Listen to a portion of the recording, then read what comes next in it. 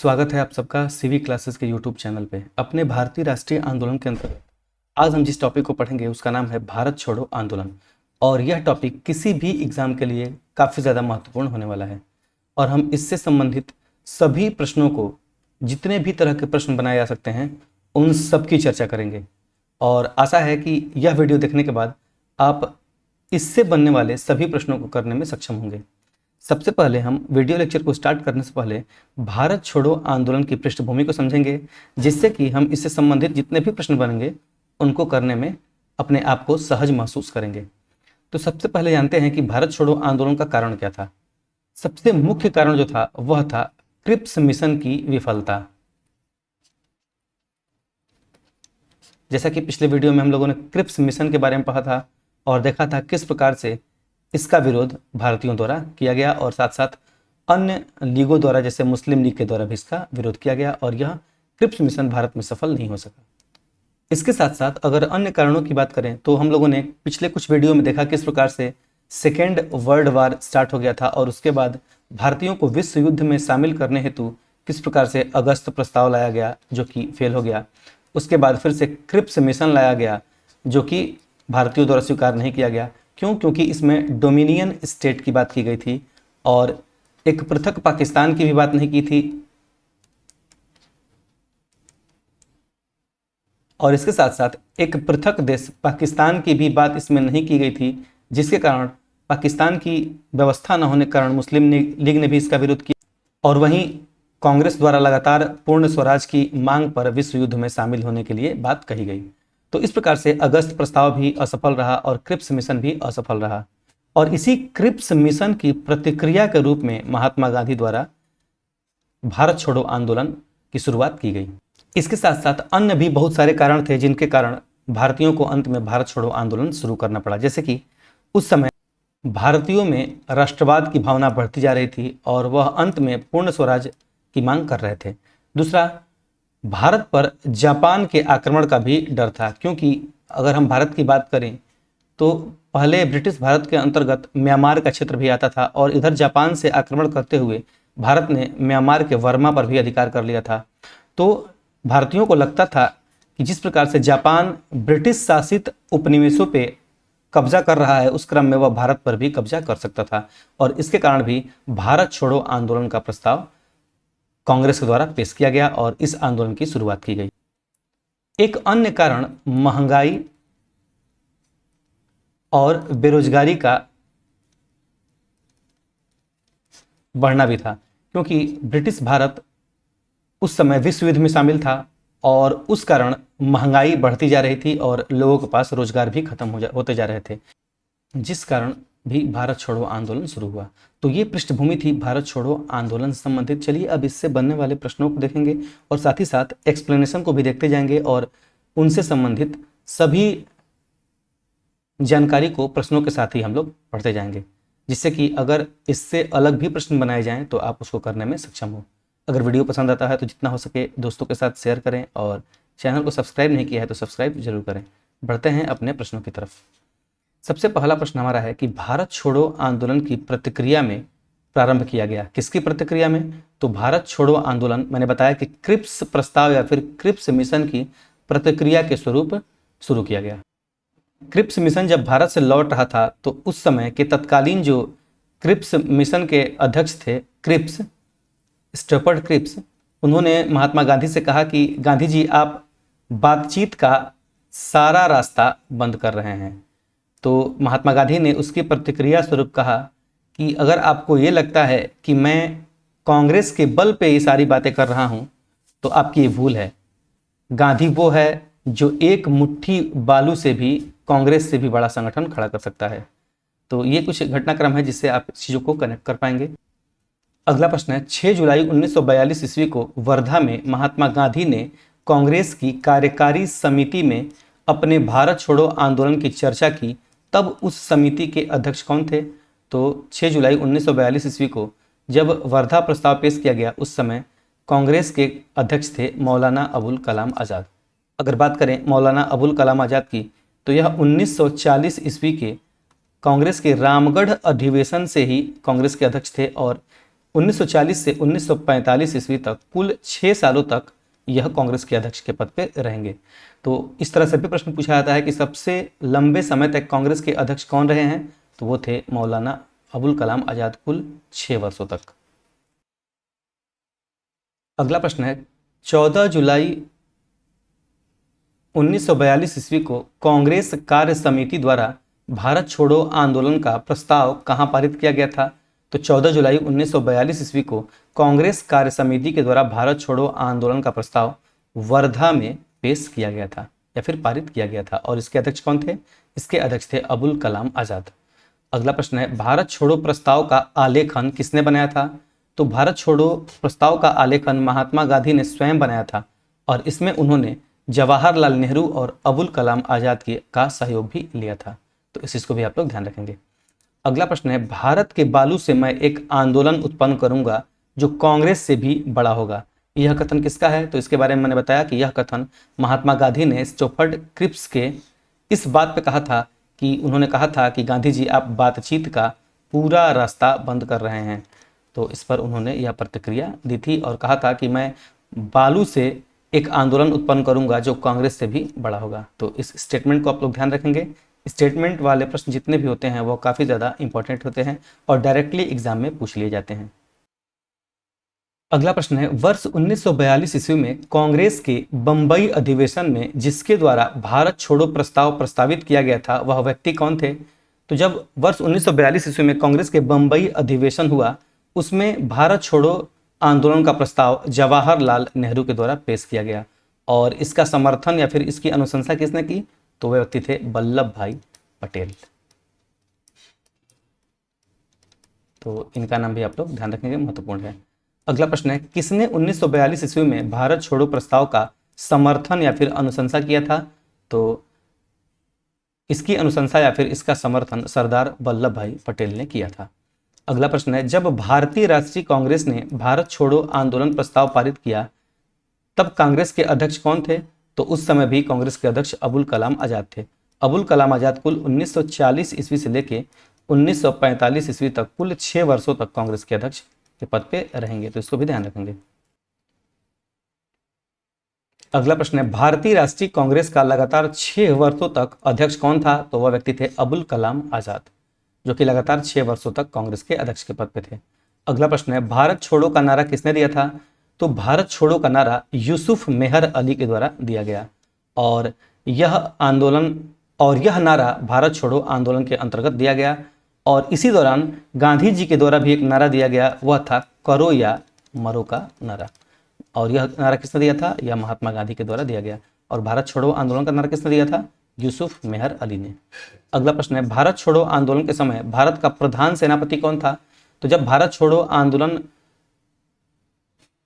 शुरू किया गया उस समय भारत का प्रधान सेनापति था लॉर्ड वेवेल जो कि आगे चल के भारत के वायसराय भी बनेंगे। और यही पूछ दिया जाए कि भारत छोड़ो आंदोलन के समय भारत का वायसराय कौन था? तो वह थे लॉर्ड लिन लिथगो। तो यह नाम भी महत्वपूर्ण है। अगला प्रश्न है भारत छोड़ो आंदोलन के समय इंग्लैंड के प्रधानमंत्री कौन थे? तो भारत छोड़ो आंदोलन के समय इंग्लैंड के प्रधानमंत्री थे विंस्टन चर्चिल जो कि 1940 ईस्वी से लेकर 1945 ईस्वी तक इंग्लैंड के प्रधानमंत्री के पद पे रहेंगे।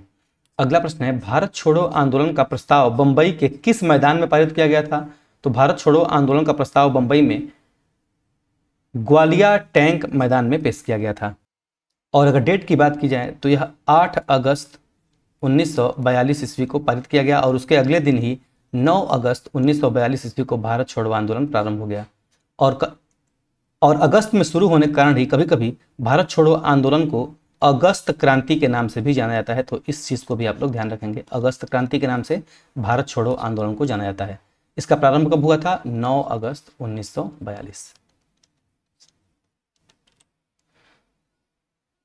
अगला प्रश्न है कि भारत छोड़ो आंदोलन प्रारंभ करने के लिए एक दिन पूर्व महात्मा गांधी ने क्या कहा था? तो महात्मा गांधी ने कुछ महत्वपूर्ण बातें कही थी भारत छोड़ो आंदोलन को शुरू करने से पहले। उनको देख लेते हैं, डायरेक्टली एग्जाम में पूछ ले जाते हैं। पहला है कि सरकारी नौकरी कोई भी न छोड़े लेकिन कांग्रेस के प्रति अपनी निष्ठा की घोषणा करे। दूसरा उन्होंने कथन कहा कि सैनिक अपने देशवासियों पर गोली चलाने से इनकार कर दें। तीसरा उन्होंने कथन कहा कि छात्र पढ़ाई तभी छोड़ें जब आज़ादी प्राप्त हो जाने तक अपने इस निश्चय पर दृढ़ रह सकें। अगला उन्होंने कथन कहा कि राजा महाराजा भारतीय जनता की प्रभुसत्ता स्वीकार करें और उनकी रियासतों में रहने वाली जनता अपने को भारतीय राष्ट्र का अंग घोषित कर दें तथा राजाओं का नेतृत्व तभी करें और वे अपनी भविष्य जनता के साथ जोड़ लें।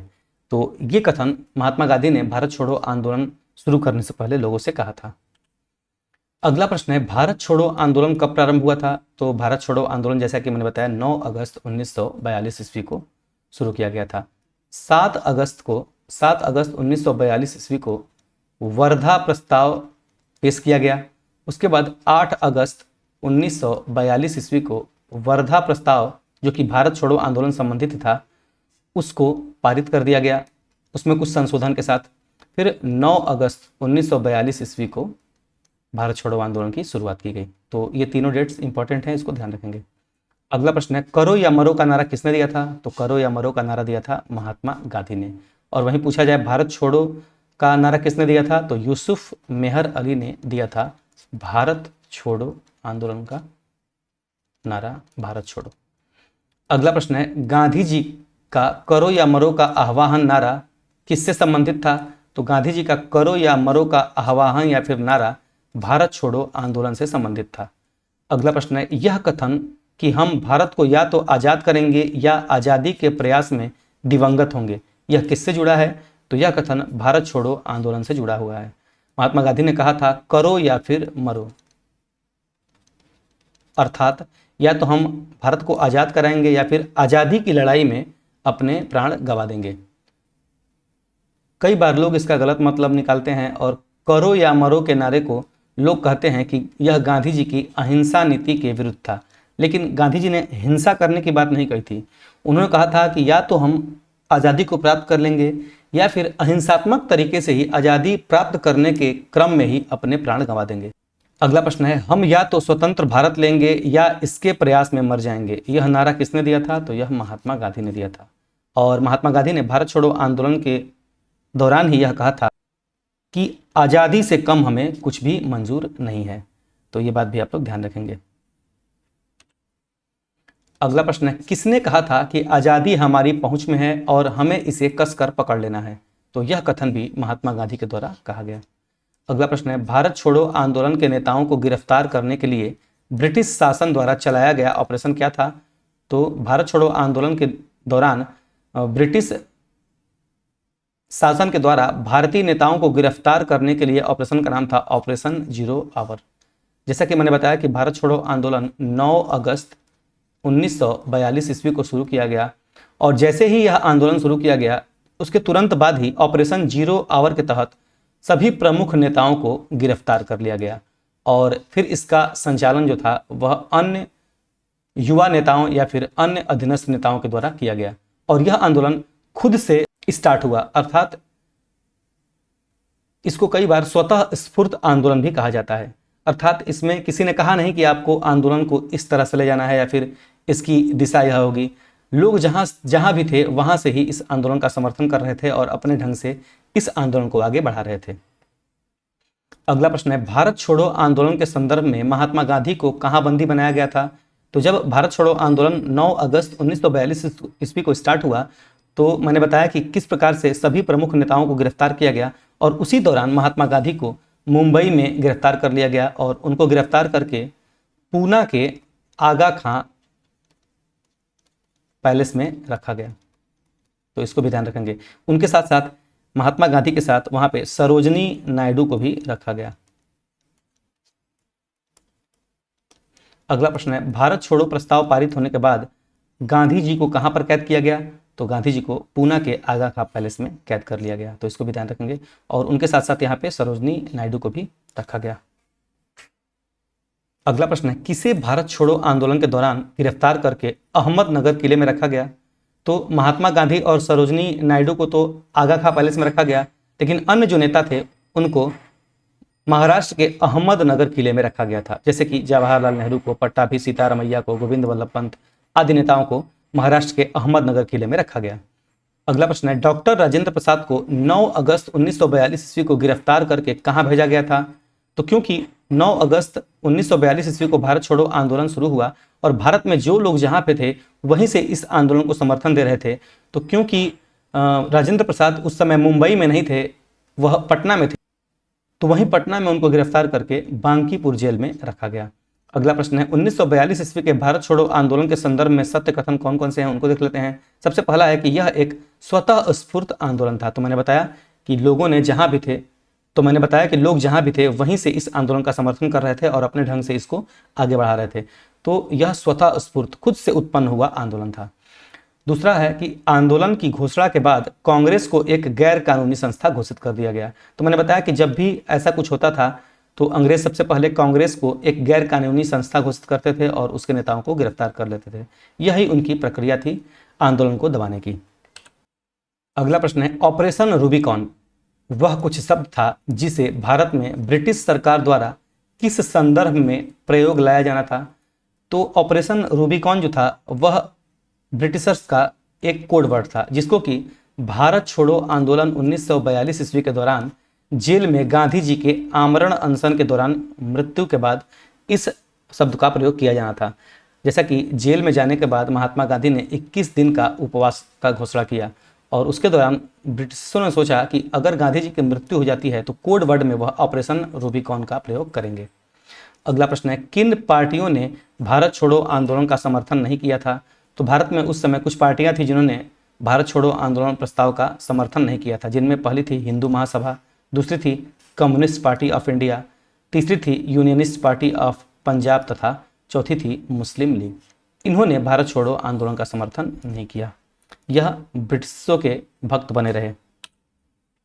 अगला प्रश्न है कौन सा संगठन 1942 ईस्वी के भारत छोड़ो आंदोलन से पृथक था। तो वह था राष्ट्रीय स्वयं सेवक संघ। तो यह भी भारत छोड़ो आंदोलन से पृथक था। अगला प्रश्न है अमेरिकी पत्रकार जो महात्मा गांधी के भारत छोड़ो आंदोलन के दौरान उनके साथ था उसका नाम क्या था। तो उसका नाम था लुई फिशर, जो कि पूरे भारत छोड़ो आंदोलन के दौरान महात्मा गांधी के साथ था। यहीं से आपसे एक संबंधित करके प्रश्न पूछा जा सकता है कि अगर पूछा जाए कि सविनय अवज्ञा आंदोलन, सविनय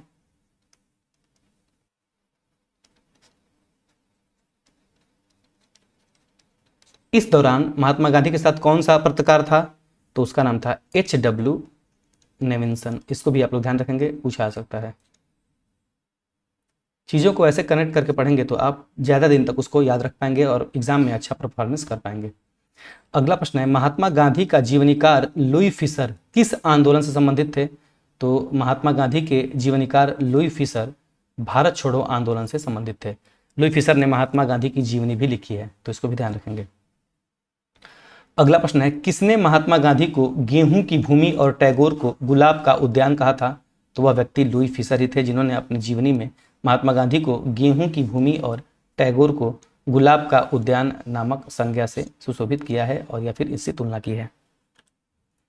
अगला प्रश्न है भारत छोड़ो आंदोलन के समय कौन युवा महिला नेत्री अवज्ञा और प्रतिरोध की प्रतीक थी। तो वह थी अरुणा आसफ अली, जो कि जब सभी प्रमुख नेता गिरफ्तार कर लिए गए तो उस दौरान इन्होंने मुख्य भूमिका अदा की थी। अगला प्रश्न है स्वतंत्रता संग्राम के दौरान अरुणा आसफ अली किस भूमिगत क्रियाकलाप की प्रमुख महिला संगठन थी। तो वह था भारत छोड़ो आंदोलन और इस दौरान उन्होंने भूमिगत रूप से आंदोलन को सक्रिय किया। अगला प्रश्न है किस आंदोलन के साथ अरुणा आसफ अली जुड़ी थी। तो अरुणा आसफ अली भारत छोड़ो आंदोलन के साथ जुड़ी थी और यह भूमिगत रूप से आंदोलन को बढ़ा रही थी, क्योंकि अगर वह सामने आती तो उनको भी गिरफ्तार कर लिया जाता। अगला प्रश्न है श्रीमती अरुणा आसफ अली का निधन जुलाई 1996 ईस्वी में हुआ। वे किस क्षेत्र में योगदान के लिए जानी जाती हैं। तो वह भारत के स्वतंत्रता संग्राम में अपने योगदान के लिए जानी जाती हैं और मुख्य रूप से उन्होंने भारत छोड़ो आंदोलन के अंतर्गत अपना योगदान दिया। अगला प्रश्न है भारत छोड़ो आंदोलन के समय किसने कांग्रेस रेडियो का प्रसारण किया था। तो वह व्यक्ति थी उषा मेहता, जिन्होंने भारत छोड़ो आंदोलन के दौरान कांग्रेस रेडियो का प्रसारण किया था और इस दौरान इस रेडियो के माध्यम से ही लोगों को इस आंदोलन से संबंधित जानकारी दी जाती थी। अगला प्रश्न है भारतीय स्वतंत्रता आंदोलन के संदर्भ में उषा मेहता की ख्याति किससे जुड़ी हुई है। तो भारत छोड़ो आंदोलन की समय में गुप्त कांग्रेस रेडियो संचालन हेतु उषा मेहता जुड़ी हुई हैं। अगला प्रश्न है कौन कांग्रेस रेडियो पर भारत छोड़ो आंदोलन की अवधि में नियमित रूप से कार्यक्रम प्रसारित करता था। तो वह व्यक्ति थे राम मनोहर लोहिया और उसके साथ साथ उषा मेहता भी थी जो कि यह कार्य करती थी।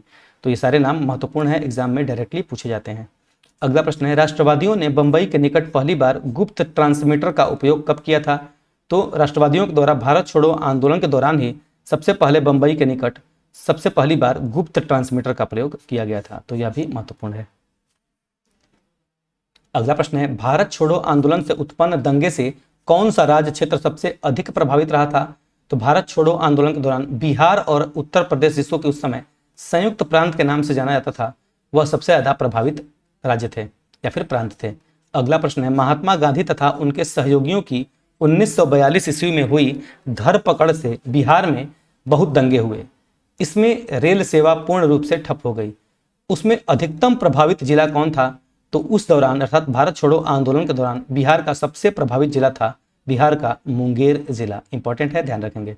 अगला प्रश्न है, किसने भारत छोड़ो आंदोलन के दौरान जेल से फरार होकर भूमिगत गतिविधियों को संगठित किया था? तो वह थे जयप्रकाश नारायण, जो कि प्रारंभ में अंग्रेजों द्वारा गिरफ्तार कर लिए गए थे, लेकिन कुछ दिन बाद ही वह जेल से फरार हो गए और फिर भूमिगत गतिविधियों के द्वारा इस आंदोलन को आगे बढ़ाया और लोगों का सहयोग किया। अगला प्रश्न है, 8 अगस्त 1942 ईस्वी को कांग्रेस ने भारत छोड़ो आंदोलन प्रारंभ करने की घोषणा कहां पर की थी? तो 8 अगस्त 1942 ईस्वी को बंबई के ग्वालियर टैंक मैदान में कांग्रेस ने भारत छोड़ो आंदोलन प्रारंभ करने की घोषणा की थी और इसके अंतर्गत 9 अगस्त 1942 ईस्वी को भारत छोड़ो आंदोलन शुरू किया गया। अगला प्रश्न है, जयप्रकाश नारायण को राष्ट्रीय स्तर के नेता के रूप में पहचान किस आंदोलन में मिली थी? तो यही भारत छोड़ो आंदोलन के दौरान ही जयप्रकाश नारायण को राष्ट्रीय नेता के रूप में पहचान मिली थी। अगला प्रश्न है, भारत छोड़ो आंदोलन के दौरान बकरी का टापू में अखिल भारतीय आजाद दस्ता का गठन किसने किया था? तो भारत छोड़ो आंदोलन के दौरान जयप्रकाश नारायण द्वारा बकरी का टापू में अखिल भारतीय आजाद दस्ता का गठन किया गया था, जो कि नेपाल की तराई में स्थित है। अगला प्रश्न है, भूमिगत आंदोलन किस गांधीवादी आंदोलन से जुड़ा था? तो भूमिगत आंदोलन भारत छोड़ो आंदोलन के साथ जुड़ा हुआ था। अगला प्रश्न है, भारत छोड़ो आंदोलन के दौरान समानांतर सरकार की स्थापना कहां पर की गई? तो जब भारत छोड़ो आंदोलन प्रारंभ हुआ उस समय समानांतर सरकार की भी स्थापना हुई। अच्छा, समानांतर सरकार क्या होता है कि अगर मान लीजिए कि कोई भी सरकार है, उस सरकार में अगर कुछ लोग विश्वास नहीं करते हैं और अपना अलग नियम कानून और अपनी अलग सरकार बनाते हैं उसी दौरान, और वो उसके साथ साथ ही अपने ढंग से चलाते हैं, तो उसको समानांतर सरकार कही जाती है। तो जब भारत छोड़ो आंदोलन प्रारंभ हुआ उस समय कई जगहों पे समानांतर सरकार की स्थापना की गई। इसमें से कुछ प्रमुख स्थान हैं। सबसे पहले बलिया, और बलिया वह पहला शहर था जहां पे सबसे पहले समानांतर सरकार की स्थापना की गई और इसकी स्थापना अगस्त 1942 ईस्वी में चित्तू पांडे के नेतृत्व में की गई थी। तो सबसे पहले पूछा जाए कि सबसे पहले समानांतर सरकार की स्थापना कहाँ हुई थी, तो वह बलिया में हुई थी। अगला है तामलुक, जो कि मिदनापुर में है, और मिदनापुर कहाँ पे है? बंगाल में, जहाँ पे दिसंबर 1942 ईस्वी में समानांतर सरकार की स्थापना की गई और यहाँ की समानांतर सरकार को जातीय सरकार के नाम से भी जाना जाता था। तो इसको भी ध्यान रखेंगे, यह भी पूछा जा सकता है। अगला जो था वह था सतारा, जो कि महाराष्ट्र में स्थित है और वहाँ पे 1943 ईस्वी में YB चौहान और नाना पाटिल के नेतृत्व में समानांतर सरकार की स्थापना की गई। और इससे संबंधित एक महत्वपूर्ण तथ्य है कि यह सबसे लंबे समय तक स्थापित समानांतर सरकार थी, तो इसको भी ध्यान रखेंगे। अगला प्रश्न है, उत्तर प्रदेश के किस जनपद में भारत छोड़ो आंदोलन के दौरान समानांतर सरकार की स्थापना की गई थी? तो उत्तर प्रदेश के बलिया में अगस्त 1942 ईस्वी में चित्तू पांडे के नेतृत्व में समानांतर सरकार की स्थापना की गई थी। अगला प्रश्न है, भारत छोड़ो आंदोलन के दौरान समानांतर सरकारों का उद्गम एक प्रमुख विशेषता थी। अगस्त 1942 ईस्वी में बलिया, जो कि पूर्वी उत्तर प्रदेश में है, इस तरह की समानांतर सरकार का नेता कौन था? तो वह नेता थे चित्तू पांडे, जिसके बारे में मैंने ऊपर बताया। अगला प्रश्न है, किस वर्ष बंगाल के मिदनापुर जिले में जातीय सरकार की स्थापना की गई थी? तो वह था दिसंबर 1942, जब मिदनापुर में जातीय सरकार की स्थापना की गई थी। मिदनापुर में कहा? तो तामलुक में। यह नाम भी महत्वपूर्ण है, इसको भी ध्यान रखेंगे। अगला प्रश्न है, मिदनापुर जनपद के तामलुक में भारत छोड़ो आंदोलन के दौरान जो समानांतर सरकार स्थापित की गई थी उसका नाम क्या था? तो उसका नाम था जातीय सरकार, जिसके बारे में मैंने पिछले स्लाइड में बताया था। अगला प्रश्न है, भारत छोड़ो आंदोलन के दौरान किस स्थान पर लोगों की सरकार स्थापित की गई थी जो सबसे दीर्घजीवी थी, अर्थात सबसे लंबे समय तक चली थी? तो वह स्थान था सतारा, महाराष्ट्र, जहां पे सबसे लंबे समय तक समानांतर सरकार चली थी। अगला प्रश्न है कि भारत छोड़ो आंदोलन के विषय में सही कथन कौन कौन से हैं, उनको जान लेते हैं, क्योंकि यहाँ से स्टेटमेंट वाले प्रश्न बनाए जा सकते हैं और डायरेक्टली ये स्टेटमेंट पूछे जा सकते हैं। सबसे पहली बात है कि भारत छोड़ो आंदोलन से लोगों को जागृत करने और साहस दिलाने में सफलता मिली, यह बात बिल्कुल सही है। दूसरा, करो या मरो का नारा लोगों के मन में प्रवेश कर गया और इसी कारण लोगों ने इसमें बढ़ चढ़कर हिस्सा लिया। फिर से हम जान लेते हैं कि भारत छोड़ो आंदोलन के विषय में सत्य कथन कौन कौन से हैं। यहाँ से भी डायरेक्टली एग्जाम में प्रश्न पूछे जा सकते हैं। जैसे इसे अगस्त क्रांति के नाम से भी जाना जाता है, क्यों? क्योंकि यह अगस्त में प्रारंभ किया गया, तो इसके बारे में मैंने बताया आपको। दूसरा है कि इसमें अरुणा आसफ अली की असाधारण भूमिका थी, भूमिगत रूप से यह आंदोलन का नेतृत्व कर रही थी, तो अरुणा आसफ अली महत्वपूर्ण इस समय नेत्री थी। अगला है कि जवाहरलाल नेहरू को इस आंदोलन के दौरान अहमदनगर फोर्ट या फिर जेल में बंदी बनाकर रखा गया था, यह बात भी बिल्कुल सही है, इसके बारे में हम लोगों ने चर्चा कर ली है। अगला है कि जयप्रकाश नारायण को हजारीबाग जेल में रखा गया था, जहां से वे जेल की दीवार फांद कर भाग गए थे। तो मैंने बताया कि किस प्रकार से जयप्रकाश नारायण को गिरफ्तार कर लिया गया और उसके बाद वह हजारीबाग सेंट्रल जेल से फरार हो गए और भारत छोड़ो आंदोलन का नेतृत्व किया या फिर उसको आगे बढ़ाया। अगला प्रश्न है, भारत छोड़ो आंदोलन के दौरान किस नेता ने सरकार द्वारा की गई ज्यादतियों को शेर जैसी हिंसा कहा है? तो वह महात्मा गांधी थे, जिन्होंने भारत छोड़ो आंदोलन के दौरान जो ज्यादतियां की गई अंग्रेजों द्वारा उसको शेर जैसी हिंसा कहा है। अगला प्रश्न है, भारत छोड़ो आंदोलन रूस तथा फ्रांस की क्रांति से कम नहीं था, यह कथन किसका है? तो यह कथन जयप्रकाश नारायण ने कहा था। उन्होंने कहा था कि भारत छोड़ो आंदोलन का स्वरूप रूस और फ्रांस की क्रांति से कम नहीं था। अगला प्रश्न है, गांधी जी के भारत छोड़ो आह्वान को किसने अद्वितीय आंदोलन कहा था? तो गांधी जी के भारत छोड़ो आंदोलन को सरदार वल्लभ भाई पटेल ने अद्वितीय आंदोलन का नाम दिया। चलिए अब जान लेते हैं भारत छोड़ो आंदोलन के विषय में कुछ सही कथन जो कि डायरेक्टली एग्जाम में पूछे जाते हैं। पहला है कि भारत छोड़ो आंदोलन के परिणाम स्वरूप अंग्रेज और मुसलमान कांग्रेस के प्रति समान घृणा के कारण एक दूसरे के नजदीक आ गए थे। यह बात बिल्कुल सही है, क्योंकि मुसलमान भी कांग्रेस से विरोध प्रदर्शन कर रहे थे और वह अंग्रेजों के स्वामी भक्त थे और इस कारण से, क्योंकि कांग्रेस के अंग्रेज और मुसलमान दोनों विरोधी थे, तो इस वजह से एक दूसरे के नजदीक आ गए। दूसरा है कि जिन्ना ने ब्रिटिश सरकार के पक्के सहयोगी की तरह कार्य किया और मुसलमानों को 1942 ईस्वी के कांग्रेस आंदोलन से दूर रहने के लिए कहा। तो मैंने बताया कि मुस्लिम लीग या फिर मुसलमान जो थे वह कांग्रेस से घृणा भी करते थे और उनकी मांग थी अलग पाकिस्तान की, जिस कारण वह अंग्रेजों से जा मिले और साथ ही साथ उन्होंने मुसलमानों को भी उनसे दूर रहने के लिए कहा। अगला प्रश्न है, लॉर्ड लिनथगो ने 1942 ईस्वी के अगस्त आंदोलन को सिपाही विद्रोह के बाद सर्वाधिक गंभीर विद्रोह कहा। तो यह बात भी बिल्कुल सही है, उन्होंने अपने इंग्लैंड लिखे पत्र में ऐसा कहा था कि जो यह भारत छोड़ो आंदोलन है वह सिपाही विद्रोह के बाद सर्वाधिक गंभीर विद्रोह था। अगला प्रश्न है, भारत छोड़ो आंदोलन के उपरांत सी राजगोपालाचारी ने दी वे आउट नामक पैम्पलेट जारी किया। कौन सा प्रस्ताव इस पैम्पलेट में था? तो इस पैम्पलेट में प्रस्ताव था संवैधानिक गतिरोध का हल। किस प्रकार से भारत के संवैधानिक गतिरोध का हल किया जाए, उसका उल्लेख सी राजगोपालाचारी ने अपने पैम्पलेट दी वे आउट में किया था। तो ये था हमारा भारत छोड़ो आंदोलन और उससे संबंधित जितने भी प्रश्न बन सकते हैं किसी भी स्तर के एग्जाम के लिए, उन सबका डिटेल्ड वीडियो लेक्चर।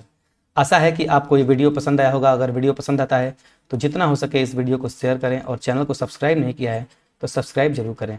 मिलते हैं अपने अगले वीडियो में अगले टॉपिक के साथ। Thank you.